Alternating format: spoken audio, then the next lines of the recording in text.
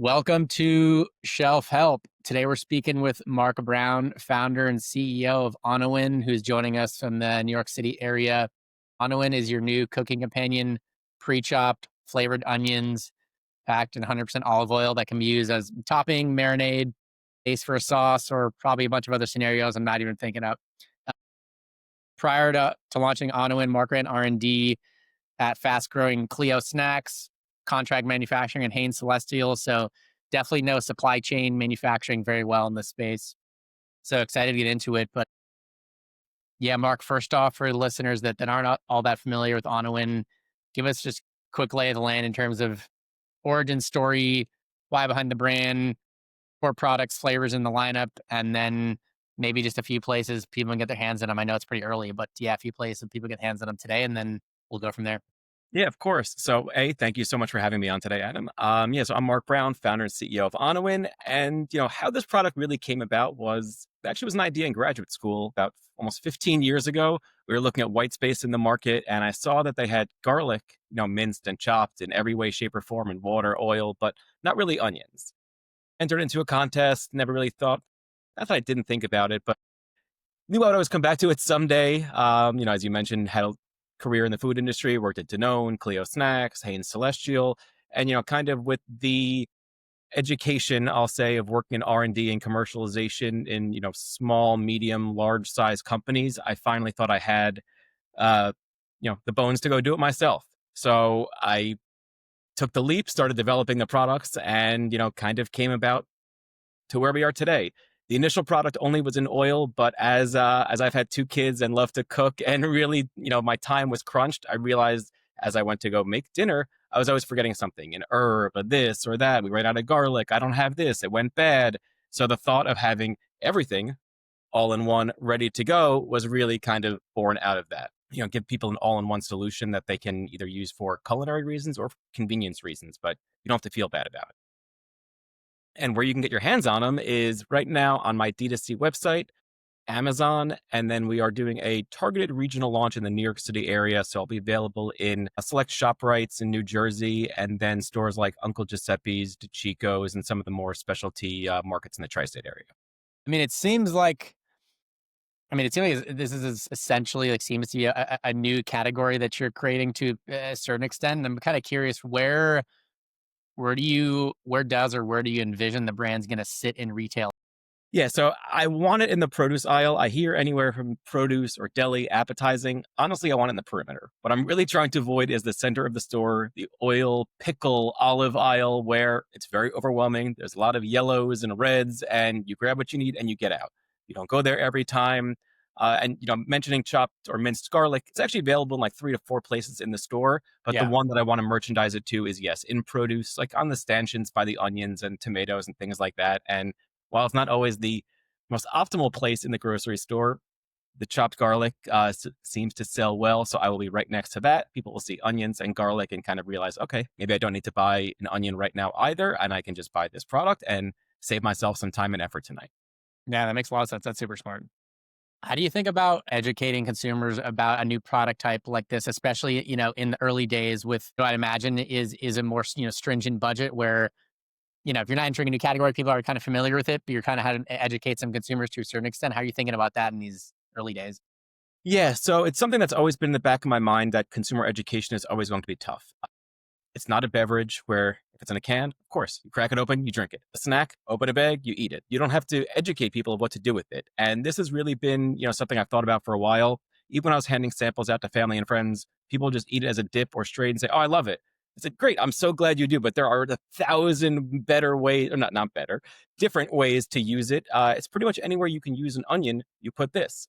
You know, kind of the story behind the name is you can use it on or in. Obviously, it looks like the word onion, but on or in anything. So it's always going to be a challenge to get people to understand how to use the product and for them to really understand all of the uses of it. But again, we had some budget in there from the start of time for demos and coupons and things like that to really drive trial awareness on social media. I mean, I don't have like a Truff style budget where it's going to be every other post in your feed for months on end, but the hope is to really sort of get that to that tipping point where enough people recognize it, enough people are buying it, enough people are using it in their meals and are happy with it, and then kind of use those results and take it, Yeah. I know you mentioned there's a lot of different use cases. What's the main few places or use cases that you're using it in your own house these days? Yeah, I would say the simplest uses would be like the jalapeno lime I put into taco meat when I'm cooking. It's onions, jalapeno, cilantro, lime, salt, vinegar. It's everything that you should be putting in your food to make it taste delicious. Again, no preservatives. So I'll do things like that. I will take the garlic and herb, put it into a pan, open up a can of tomatoes. I just made my own marinara sauce. I take an avocado with the jalapeno lime. I have guacamole. Chop up a tomato. If you mix it with the garlic, you have bruschetta. You mix it with the jalapeno lime, you have salsa. So it's really, really kind of very simple uses that I'm just using to add flavor without the effort. It's really like I said, I have two young kids. I love to cook, but the thought of kind of preparing everything from fresh every night is pretty challenging, especially with now starting my own company. So having this, with just a spoonful away is really helpful. Totally. It seems like, from the layman's perspective, the ingredients are pretty clean, which is great and simple. And so, one might think the R&D and kind of formulation process may have been fairly straightforward, but I'm just imagine it was a much more of a delicate journey than one would think. So I'm just kind of curious, without giving away any trade secrets, what were some of those kind of key variables you're playing around with the early days and kind of key tweaks you made between that first version you made to that version that you knew, okay, this is right. I'm ready to take this to market. And I think we're going to get into it a little bit later about commercialization and scaling up. But that's really because I think of my history. I was certainly, of course, I was worried about what it tastes like. But at the end of the day, the garlic and herb, for example, which was one of the first ones I developed, is onions, garlic, herbs, and oil. It's kind of hard to mess that up and make it taste disgusting unless it's too salty or too, whatever else it is. It's kind of hard to make it taste bad. I was really focused on the processing side of things and how I can replicate what I'm doing in my kitchen and what might scale eventually to a contract manufacturer. So I was looking, or I initially started kind of home canning it, simulating a retort process. After looking at commands and finding that there's not really many retort glass available that don't have ridiculously high MOQs, okay, great. Now it's probably going to be hot fill. How can I simulate a hot fill? So that's really what I was playing around with most. And also looking at sort of like the upper and lower limits on cook times and things like that, or how much is too much oil or water or liquid, and really trying to get a lot of the analytical and sensorial properties out of it first without worrying so much about the formula. I've also been on site enough to know that, like, if you miss a pound of something here or there and your product tastes totally different, you're in deep trouble. It has to be, I used to hate this term when I was in R&D, but it has to be what we call a robust formula. Different suppliers, different processes, different things, you all need to get to the same finished product. And that was in the back of my head the whole time is whatever I can make in my kitchen, cool. It doesn't really matter if I'm building a brand out of it because it has to scale somewhat. One thing I was curious about is you launch with a few, you got a few SKUs, you launch with a few flavors. I'm curious, is it maybe kind of like a chicken or the egg question, like how you decided which flavors to launch with first? Were you playing around with a bunch of different combinations and doing some R&D that ultimately led you, okay, these group of, flavors, mixtures takes the best. These are the ones I'm going to go to market with first. Or did you start with already in mind, these are the kind of ones I'm going to go after. I'm going to try to figure out how to dial these in until each of them are to the point that I'm happy with. So I went with sort of the most popular cuisines globally and what the US consumer will recognize. So I kind of went with a Mexican or Latin inspired with the jalapeno, a garlic and herb, sort of a Mediterranean, Italian inspired. I wanted to do an Asian inspired. That was actually the toughest one because there are so many different, obviously Asian is a very broad category, Chinese, Japanese, Thai, whatever you want there. I wanted to avoid a lot of the sauces and kind of making it look brown. So that's why I decided not to go with like a soy sauce or something like that. And then I wanted things that people understand what the flavors are, but they probably don't keep them in their fridge today. Most people don't keep fresh parsley. Most people don't keep cilantro or jalapenos. I can guarantee you most people don't have lemongrass. So it's things like that where I wanted people to understand the flavors and be comfortable with them to try it, but it's something they're probably not going to have in their shelves every day. And then, to kind of have a foot in every corner of the world. And then last but not least, you have to have original because people are going to want to add their own flavors on that. So we have just the plain chopped onions, but it's really the global flavors. Yeah, that makes total sense. All right. So you got the formulations nailed down. Tell me about that process of searching for a co-packer, ultimately nailing down the co-packer you're going to work with, and then I guess, getting to the point of completing that first production run? What did that journey look like?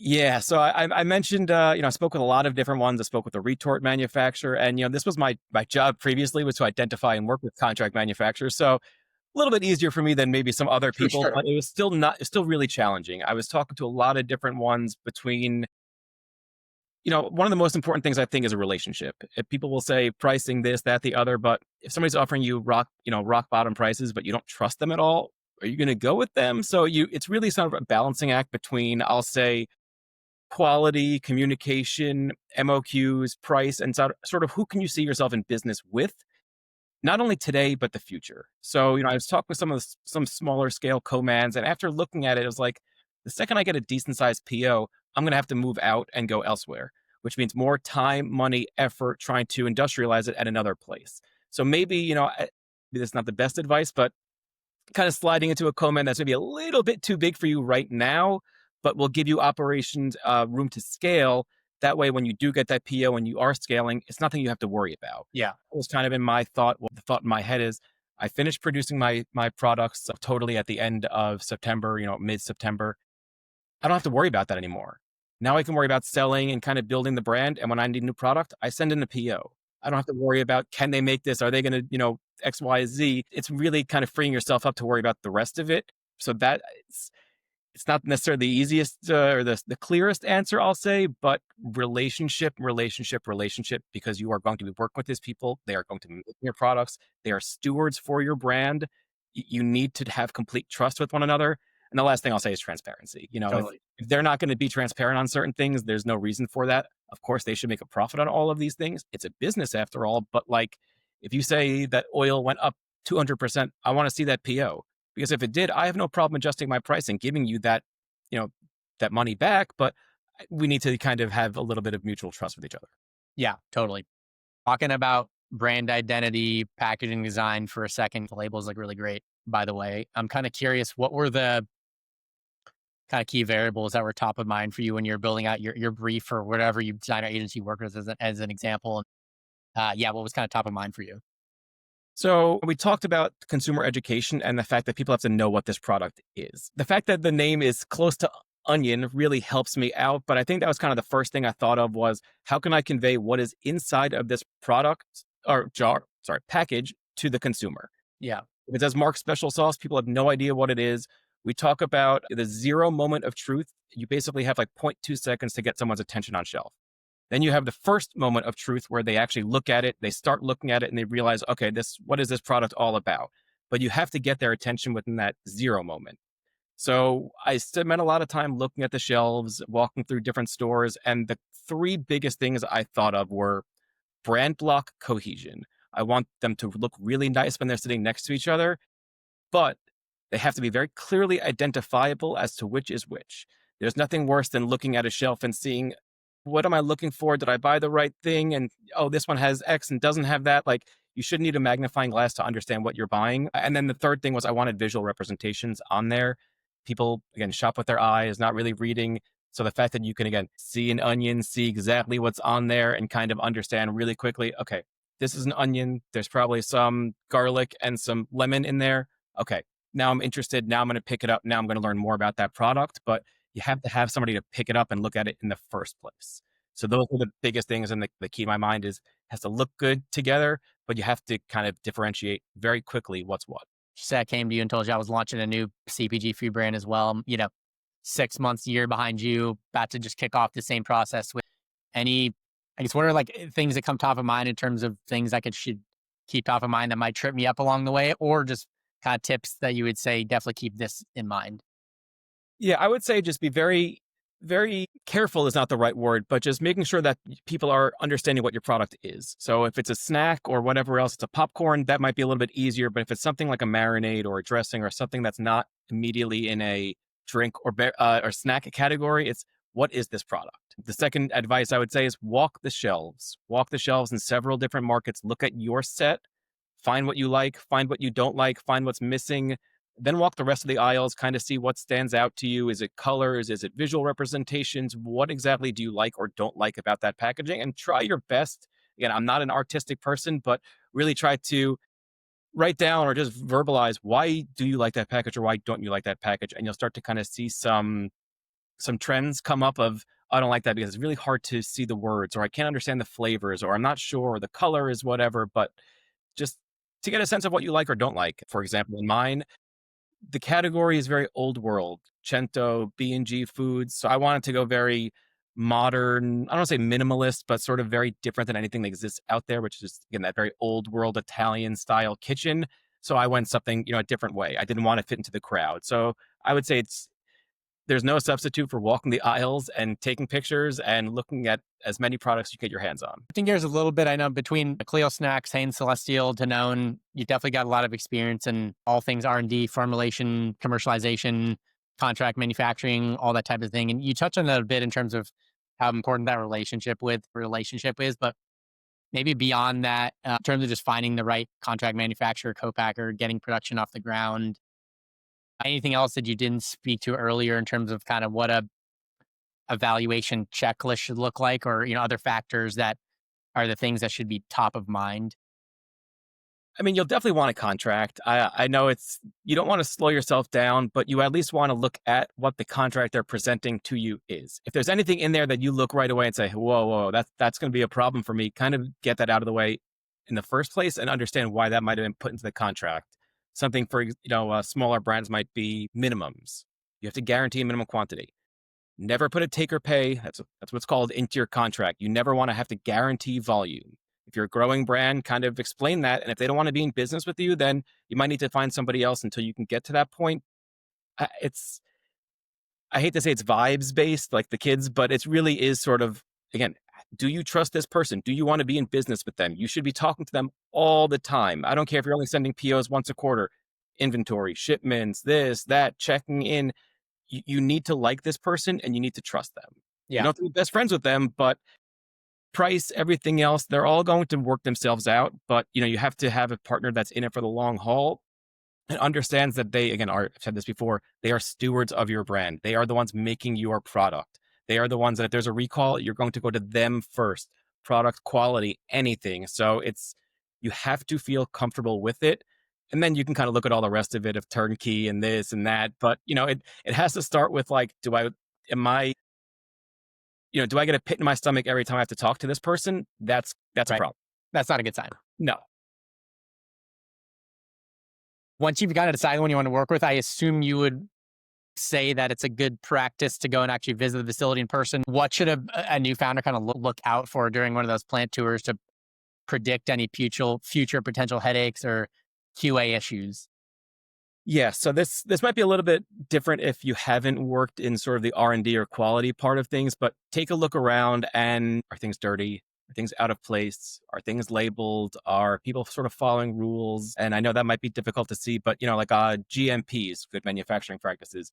Does anybody have any earrings in? Do they have any necklaces? Are people sort of being aware of what the rules are and then focusing on them? Every comment's going to kind of run their own way, but it's really important if you can look at any of their records or inspection, almost treat it like a quality audit. That's kind of where I said, if you don't have that background, it might be tough, but kind of Google what a quality audit might look like and then ask some of those similar questions of what do you handle in terms of a recall? How do you do X? How do you do Y? What are your payment terms? Manufacturing, who's your longest tenured employee? Can I talk to them? Just to really sort of ingrain yourself in because like I said, if they're the owners of your brand, then they're technically your employees also. All the people that work there, they're going to be making your products. Talk to them, get a sense of how it works, what doesn't work. And yeah.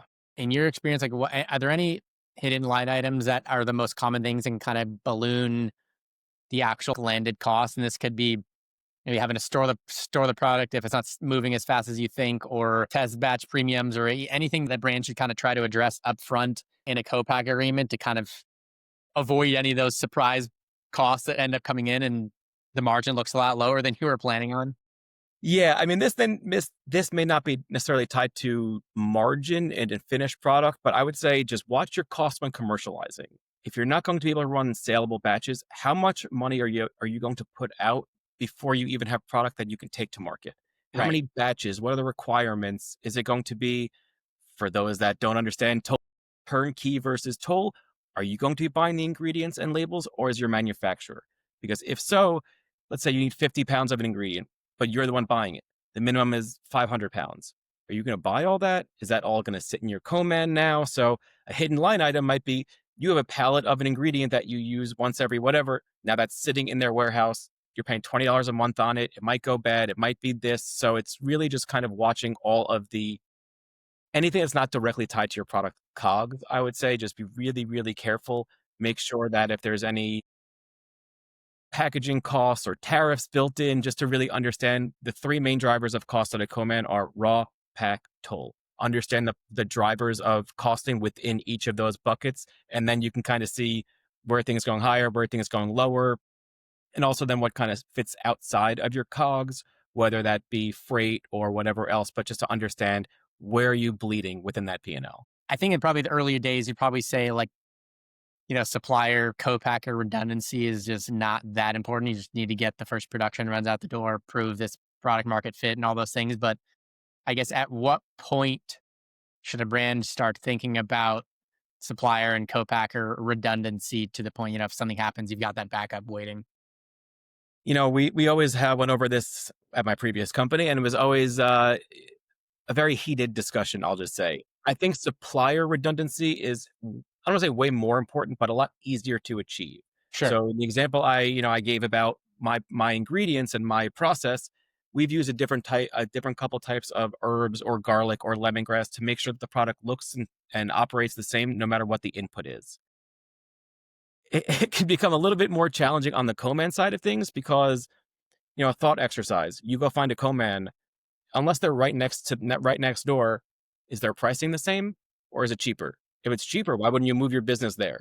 If it's the exact same and everything is the exact same, then why are you doing all this work? So I would say it's really only, I don't want to say only applicable, but I would start looking to onboard a second co-man when you're doing nationwide. So if your co-man is in one side of the country and you're sending a lot of product to the others, and it actually makes sense from a freight standpoint, and you can justify spending $50,000 to bring a second co-packer on board, then it would be justified. But again, the thought is like, if you bring in that second co-packer and they're cheaper, why wouldn't you move there? If your goal is to squeeze every penny out, then move all your products there and then kind of deal with the freight back to the other side. So it's always a kind of give and take of how much you want to put on your plate. Also, again, is it turnkey or toll? Are you buying all these ingredients? Do you have to set them up as vendors with the same people? What is the product going to look like? Depending on your team or budget or time, it may just not be the thing that you want to attack first, which is why I would say suppliers and vendors being redundant is extremely important. People run out of things all the time. Shipments will be late. A vendor might go under or this or that, whatever. But that I think is the most important, going back to what I call the robust formula, that if I switched out every single thing in my formula, I should still get the same product. New Right. onions, new oil, whatever else, nobody should notice. Yep. Cool. That makes sense. In instances where you're not bringing a totally complete formulation to the table and you're, I guess, doing some work with your co-packer in terms of IP, how do you think about that? Do you always recommend doing what it takes to secure that formulation IP? It's really challenging.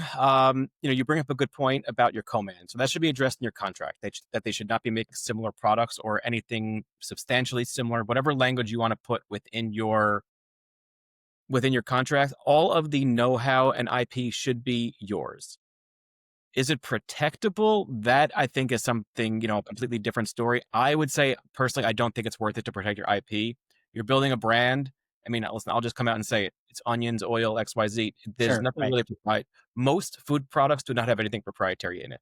You can try and get to it, but there's nothing really proprietary. So an example is, people say they own the formula for plain yogurt.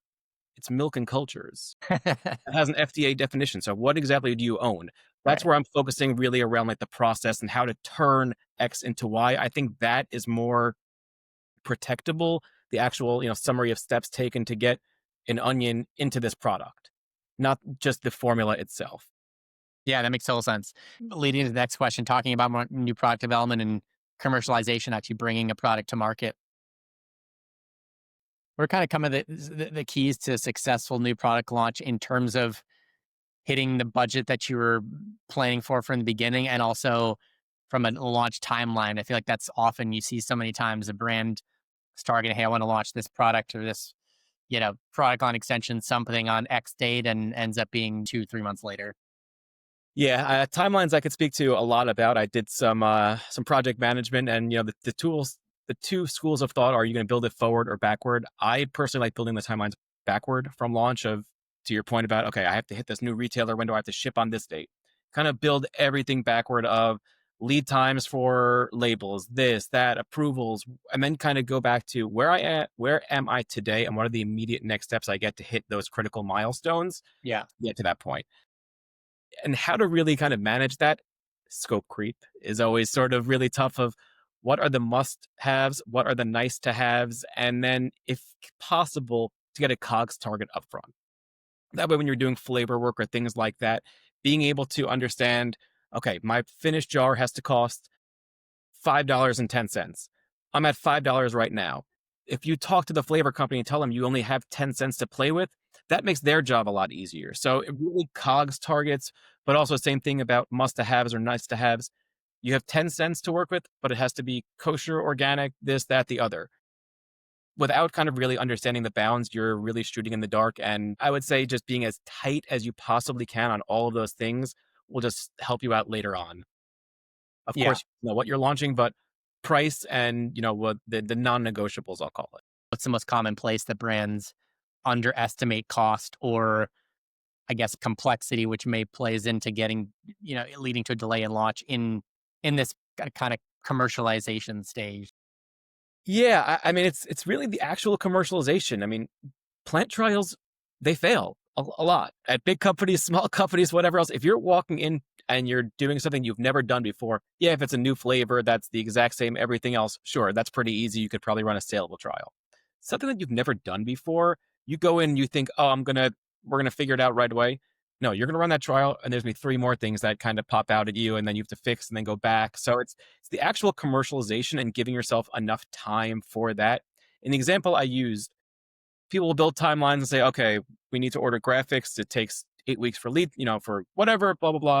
All right, we have a month for shelf life for trials. What if that trial doesn't work? What if you need two? What if you need months? What that's really where you kind of get messed up is I think in the actual commercialization, building a brief and saying what you need to have and what you don't have, you should be able to sit down in a room and do that. Approving graphics or paying for them to be put to the front of the line or whatever else, sure, money can solve a lot of issues. It cannot solve sort of trials where you don't know what's going on, or you have to go back to the drawing board, or maybe go back to the pilot, talk to an expert, talk to a supplier, get a new vendor in. That is where a lot of things, people don't understand that the actual bringing something from benchtop to a commercial plant, the equipment is all different, the people are all different. The guys that ran your product last time was on first shift. Now you're on second shift. No one's ever seen this before. They have no idea what you're talking about. They've never run this. Totally. That's kind of where you get, you can get into trouble. And Continuity issues, kind of, right? Yeah. yeah, and I don't want to say to add to that, but I was always, when I was doing the industrial trials, people would ask me questions. I said, pretend I'm not here. What would you do if I was not here? I'll be there if the answer is wrong or whatever else. But it's kind of has to be that everybody has to be able to make these things when you're not there. Whether you're a founder, this, that, you might be there for the first or second productions, but God willing, I'm making this stuff every week. I'm not going to be able to be on site all the time. Right. Even if I insource it, I'm not going to be on the floor for every production. So you really need to empower people, and whether that's a co-man or your own employees to understand the process and to do it themselves.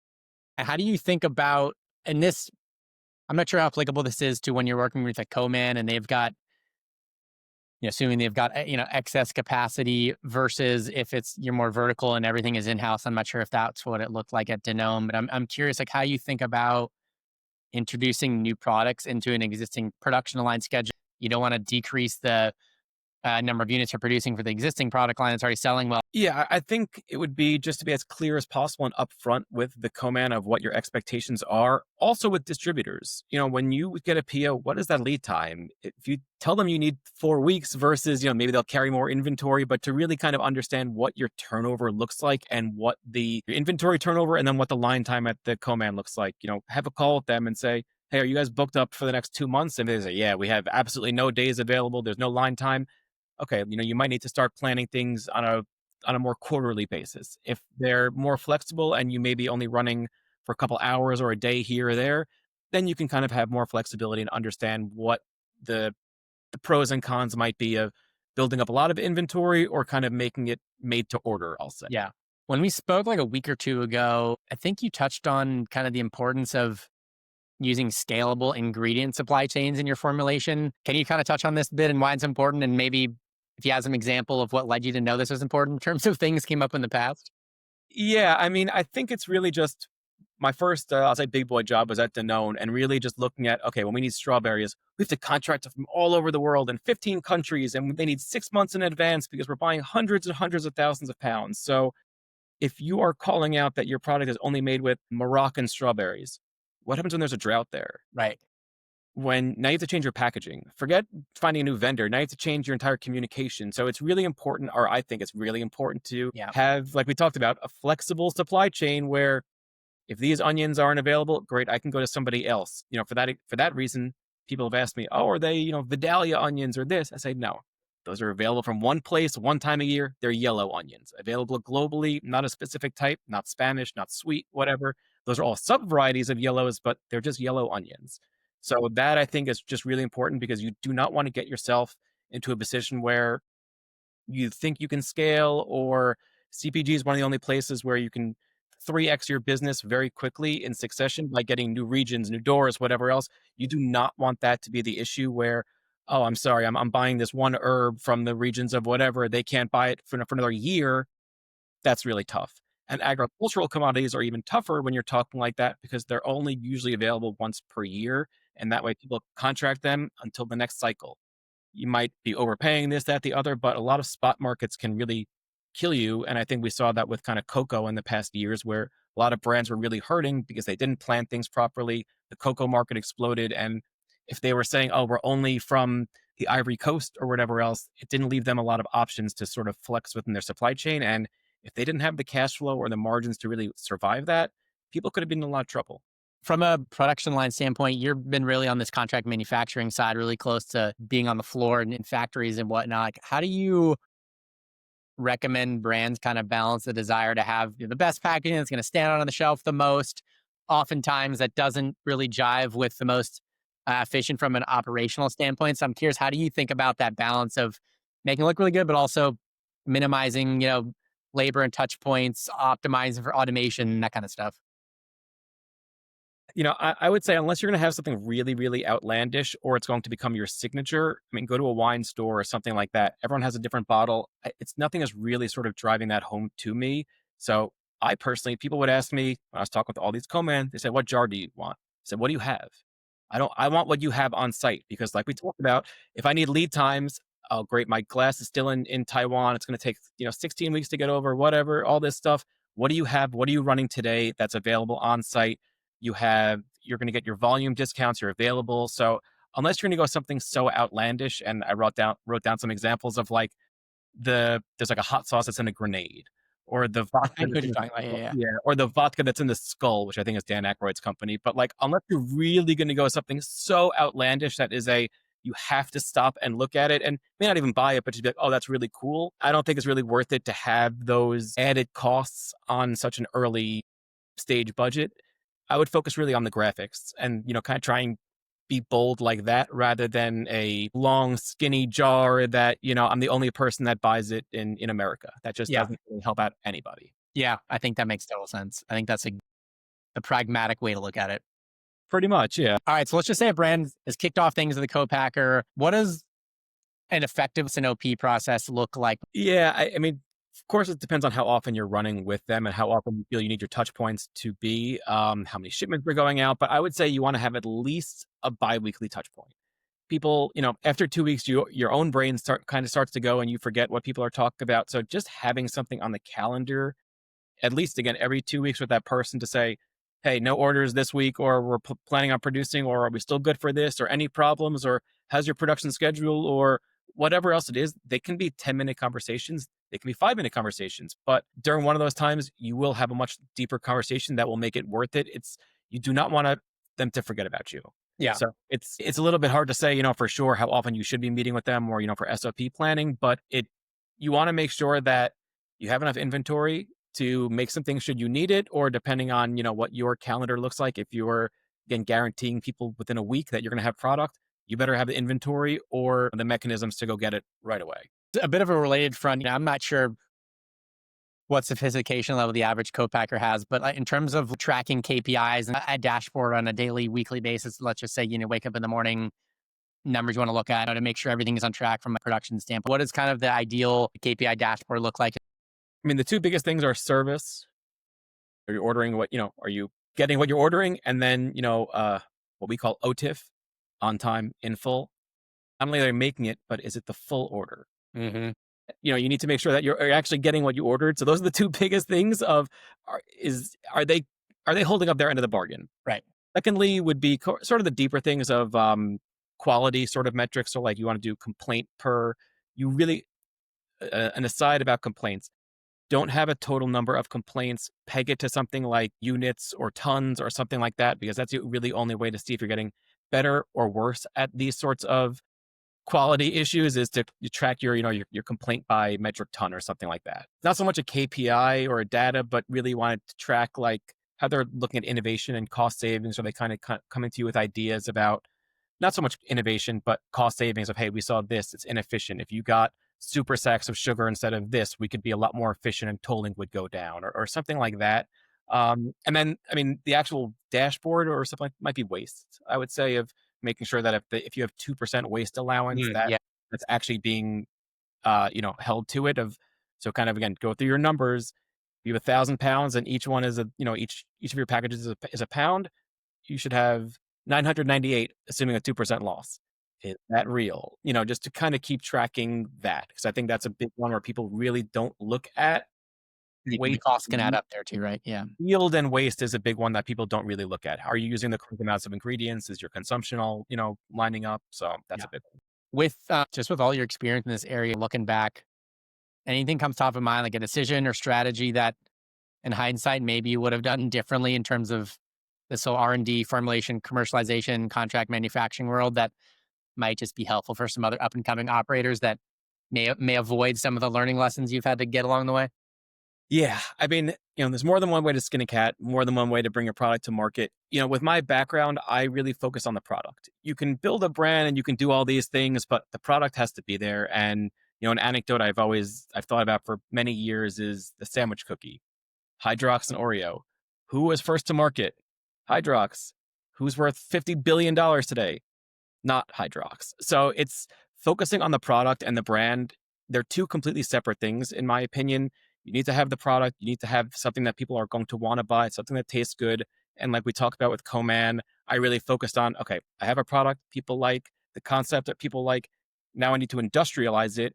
And while I was sort of honing in on a manufacturer, that's when I really started to build the brand out more and do the whole brand identity and everything else. I mean, my advice would be if you had more than one human being to sort of do these things simultaneously, but at least me personally, I focused on getting the brand right and then doing the product first, then the brand, which that meant the artwork.